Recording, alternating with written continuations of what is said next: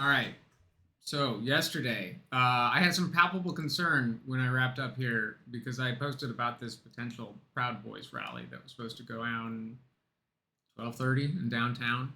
I was still pretty shaken from yesterday morning, so I needed to stay home, and I ended up just watching the events there live online. One thing that George Floyd's murder taught us in Minneapolis is that it is absolutely important, just critically important, to find and view firsthand footage of events going down. And in today's landscape, it's often going to be independent journalists.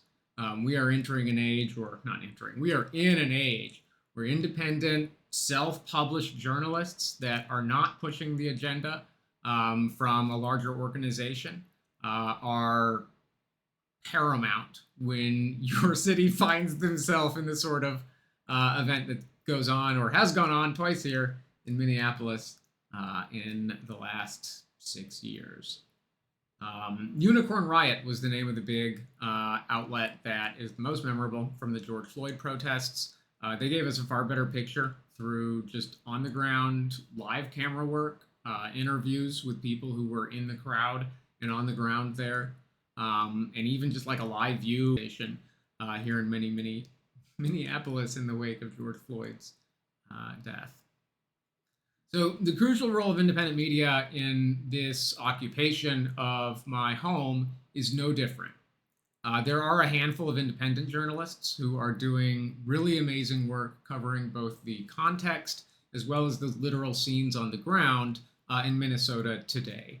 And the biggest two, or the two that I'll be kind of walking through coverage of yesterday's events that I watched, have been Mercado Media and Status Coup News. And I'll go ahead and put the links, if YouTube will let me put links yet, to the two videos I'm referring to in the description here. Okay, first, we're going to just do the rundown of what we see in the Status Coup footage. And this is a bit, their point of view is a bit farther back in the crowd. I think they are very much trying to get like the protesters who are there for the sake of protesting ICE. They are not necessarily looking to get too much in the close-up view of the conflict between the hate rally that was scheduled there and the larger crowd, which is not going to have any of it. All right, so for the Status Coup footage, it's going to start with a look at a street divided by barriers. We have a quote-unquote protest side, which was organized by pardoned January 6th rioter Jake Lang, and a counter-protest, which is actual Minnesotans. I think there are maybe 10 people to support Jake there, and that's at the very beginning when he gets a little microphone and a speaker and starts professing hate speech. There are several hundred folks on the other side. They're there largely to confirm that it's just simply not okay. Within the video there, we get a pretty good interview with some of the grayer-haired folks in the back at about 12 minutes. And then at around 15 minutes, we can see the larger crowd start to chase Jake and crew out of town. Worth noting, there is definitely no violence here. Nobody's taking a swing at anyone. You can hear some pretty agitated people as they chant, "Go home, Nazis." So at about 30 minutes, we can see a scene which is really worth noting, and it's because we see as some of the protesters who are chasing Jake out recover a Quran from the ground. This appears to be the one that was publicized by Jake, the organizer, with the intent to burn it in Cedar Riverside, which is a primary Somali neighborhood here in the Twin Cities. They have interleaved the pages of that text with strips of bacon. It's pretty despicable. Like that's you do something like that, you're going to get run out of Minneapolis, I think is the lesson to learn here. If we really want to get into the actual details of the conflict, though, between Jake and the crowd that had gathered around him, and I think that really taking a closer look is important here. The Mercado video has a angle that is really closer to take a look specifically at Jake. So we'll start taking a look at from about 20 minutes to 40 minutes in that video. This is about where I tuned in when it was live, and we can see Jake posted up in the window well, I think, of the City Hall building. Um, and there were protesters all around him. But one thing that is notable is that up in the window well, we see a variety, probably 4 or 5 different folks, take turns just standing up there next to him. They're all making sure very sure not to lay hands on him. Like they're caught chatting with him from time to time, just like letting him know, we're going to be up here. Um, uh, but they are very much in an annoyance posture. I've got a few younger sisters. As an experienced big brother, I can spot those "I'm not touching you" style annoyance tactics here, clear as day. Frankly, I think this is the most righteous use of Big Brother annoyance tactics that I have ever seen. So there is a bit of escalation. He's in the window trying to say hateful things. Other people are putting their hands in front of him, or got a trash can lid at one point with the resist fist on it. We start seeing escalation around 48 minutes into the video when Jake gets hit by silly string. That sparks a redheaded woman that's next to him to move down into the crowd and just spray liberally a full canister of mace. Nobody really takes her up on retaliating there. I think Minnesotans are pretty used to getting tear gassed at this point. At about 53 minutes, we are starting to see Jake get hit by squirt guns. So this is the part where we put some context in it, because yesterday it was about 9 degrees Fahrenheit, which is negative 12 Celsius for anyone watching across the pond. And this guy is not dressed for the weather. He's wearing what looks to be like a black hoodie and a Walmart tactical vest, which says Infidel on it. I'm sure that's a dog whistle, but I'm not familiar with it.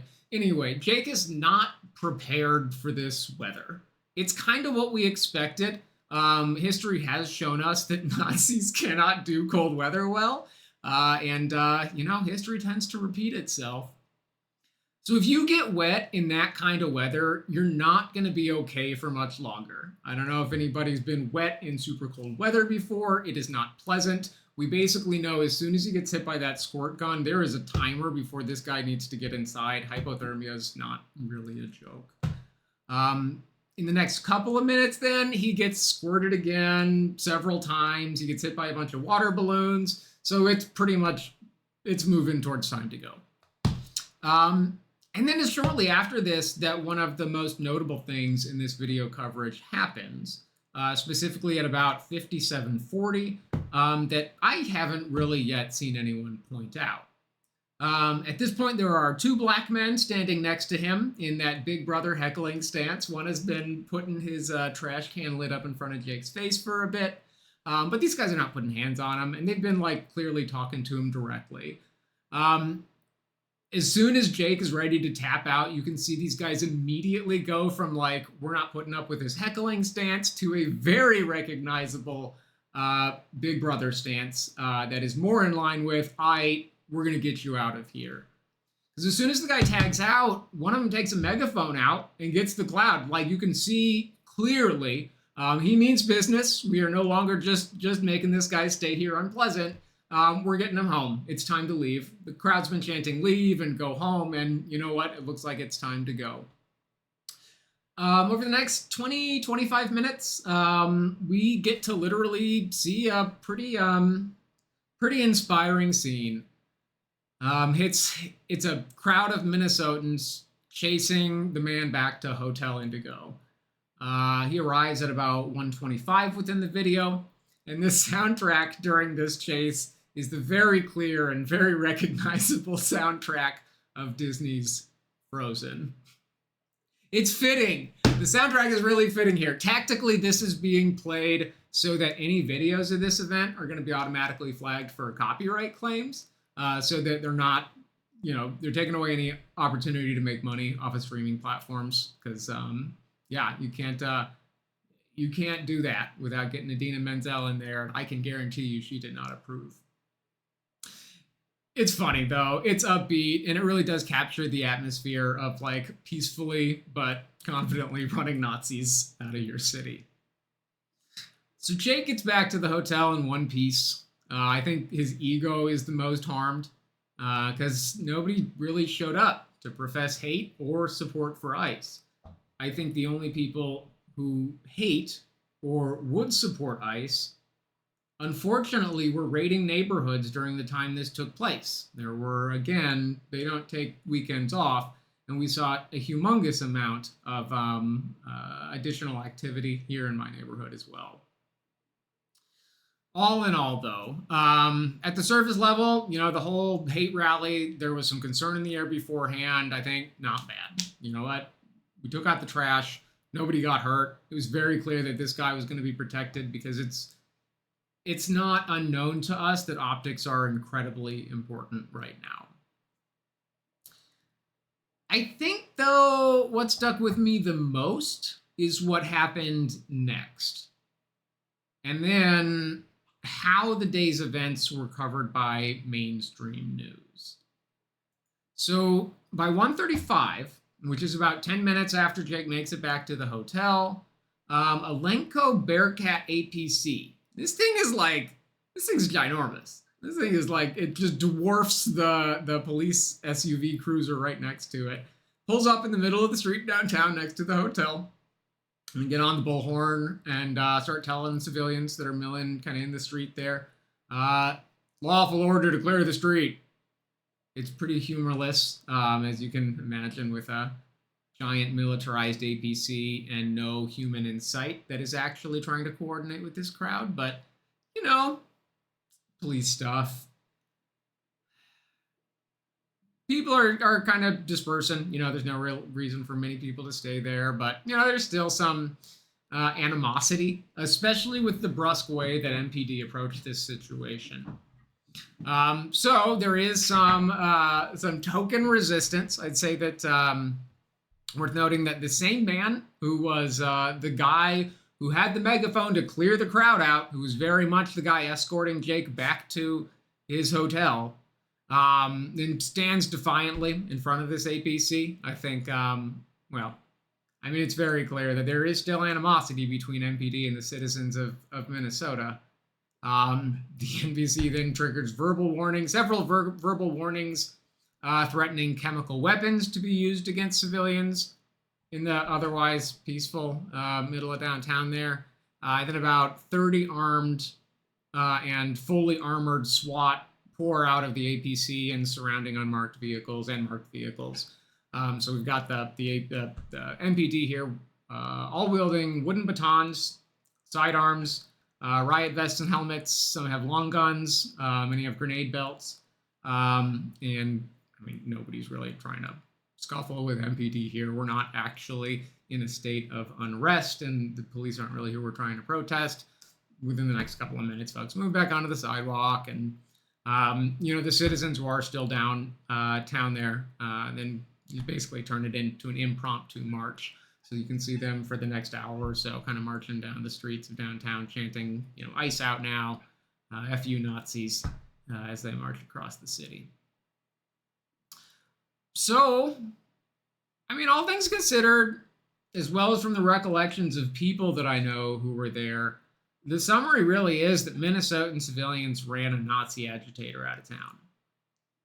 There were no arrests or injuries, and it was an event that was planned by this instigating group to highlight the tolerance of hate that was successfully thwarted. So that was how it got reported, right? Everybody outstate saw, peaceful protests win the day. Hate loses, tolerance wins. Populace completely nonviolent. Nope, that's not it at all. And here's what we see on the front page of NBC News. January 6th, provocateur says he was stabbed at pro-ICE Minneapolis rally. This is the headline minutes after the guy gets back to his hotel. And I was irate. I took a screenshot of NBC News' front page yesterday, and I'm really glad I did. Because the article seems to have disappeared. I cannot find it again, which makes sense And I think that's correct. I think it was, in fact, fake news. Um, I'm used more to NPR. NPR does a really good job of a revision history. If there are any modifications in anything they've published, if they have to redact anything, they do a pretty good job there. I have not been able to find any indication other than the screenshot that I took yesterday that this was ever published. But if somebody was going on this day that this hate rally was supposed to take place to check the news in Minneapolis, because people like me are like, please God, check the news, they wouldn't have seen it. Or they would have seen front and center, uh, just hate. See that somebody got stabbed. The thing is, that story was entirely based on an X post by this Jake guy that reads, and I quote, "I just got stabbed by a crazy white commie leftist rioter today in Minnesota. All for pointing out their replacement by 70 IG burqa wearing pirate Somalians. Plate carrier blocked it. Jesus is king. Deus Vult." Which, aside from the dog whistles in there, I think it just reads, "I got stabbed. Just kidding." So NBC's new main, primary location on their front page news coverage of what's going on in Minnesota right now was an outright fabricated lie that they reported based on an X post from somebody who seems to be completely disingenuous and only here to agitate. There is no way that that stabbing claim was substantiated at all.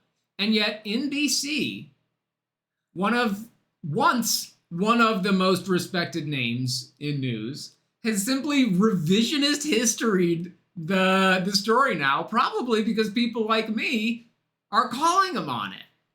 But this is absolutely unacceptable and misleading.